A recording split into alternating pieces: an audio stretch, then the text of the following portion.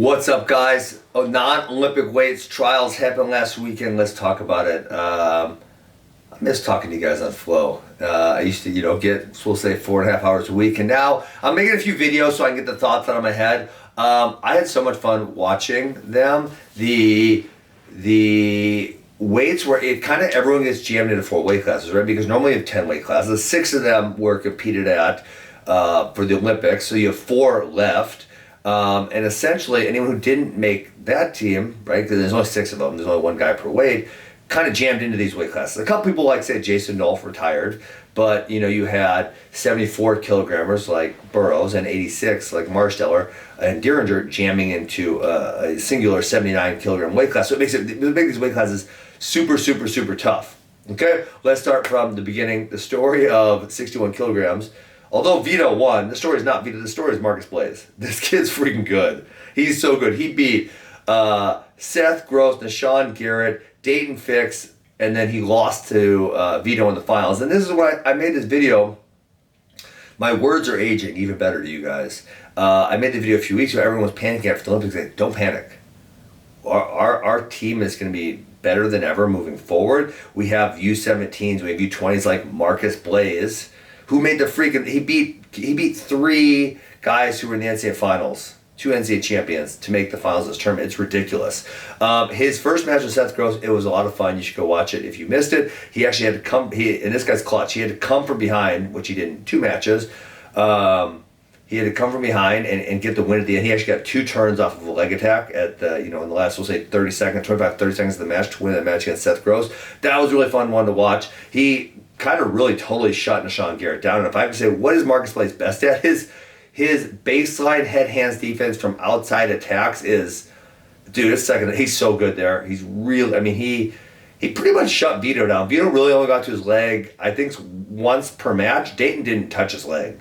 Dayton's 2 points were both shot clock points. And so, in the finals versus Dayton, there was a controversial, I think it was totally a push out. I don't think they were grounded. I think he was up off his knee, centimeters before the edge, and the rule is you can't get grounded in the zone, and he was up off his knee. So I think that is in fact a push out. So I think, whether they challenge or not, he wins 2-2 or he wins 3-2. Either way, he's in the finals. And then, Vito, he wasn't really close to beating Vito. I think even, in the first match it was, I believe, 2-1, but I thought even the one push out, I thought they could have called a fleeing and won also, which would have made it 3-1, and potentially led to a parterre situation. But man, he's so good. He's really good.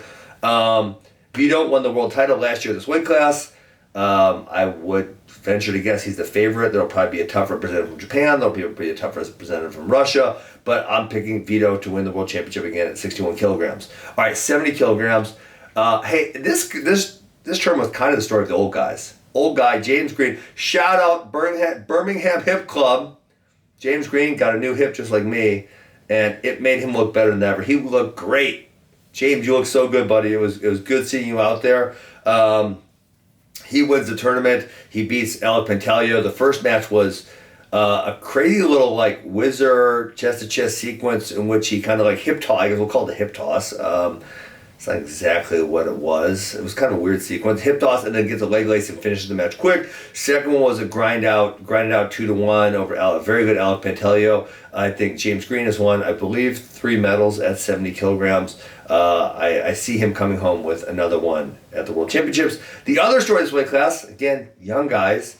And the other crazy thing about these young guys, Marcus Blaze at that weight class, PJ Duke at this one, he takes 3rd place, is they were literally at the World Championships last week. So they weren't even really, I want to say they weren't training for this, but they surely weren't peaking for this. They literally had a, overseas flight and then an overseas flight back, so their time had to be all messed up, right? They're on, where were they? Spain. They were on Spanish time.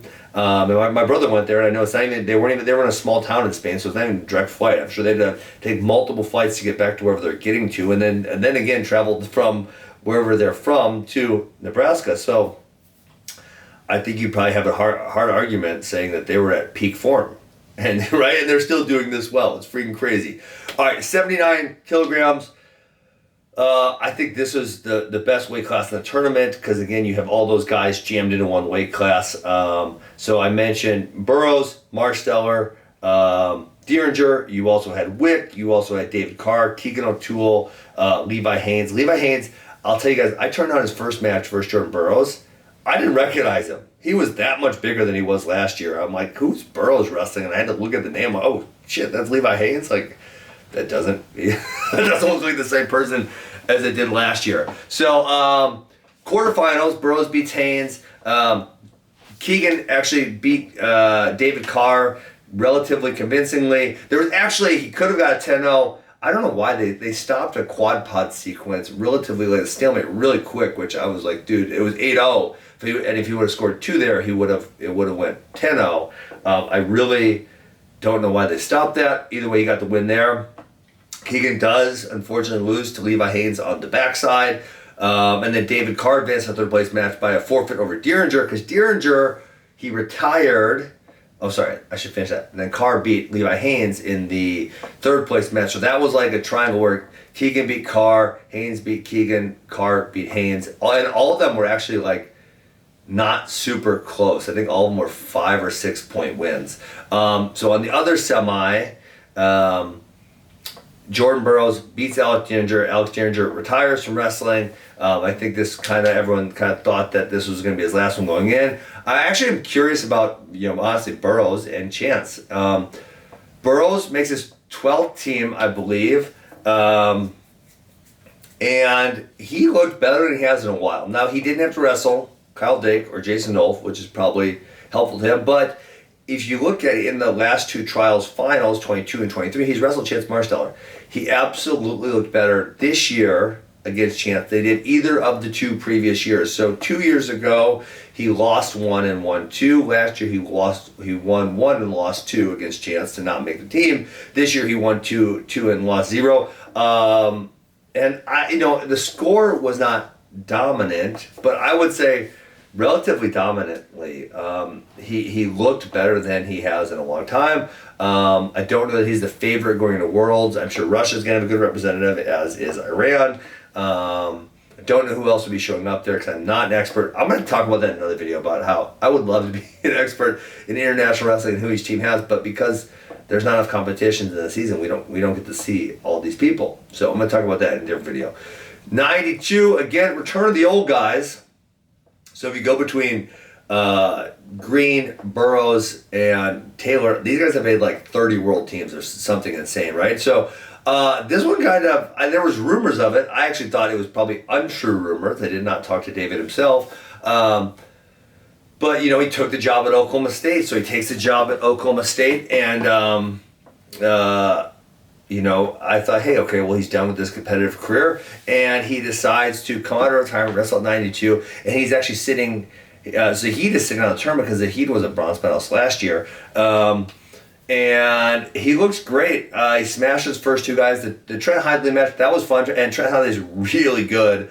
That match was 10-6, a couple really good sequences. He kind of took a big lead, and Trent came back a little bit, but not enough, too little, too late. And then the Zahid matches. The first one was really competitive.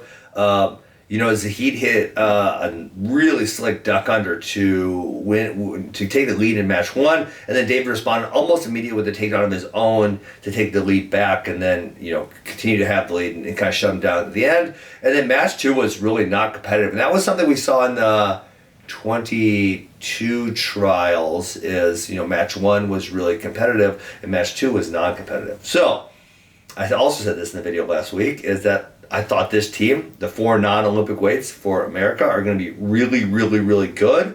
And I think we're going to win medals at every single weight class at Worlds. I think, honestly, we have a chance at winning all of the weight classes. I think it's probably unrealistic, but I think it's possible. So, America's in good hands. The trials were a lot of fun to watch. Hope you guys enjoyed them also. I hope you enjoyed my breakdown. Peace.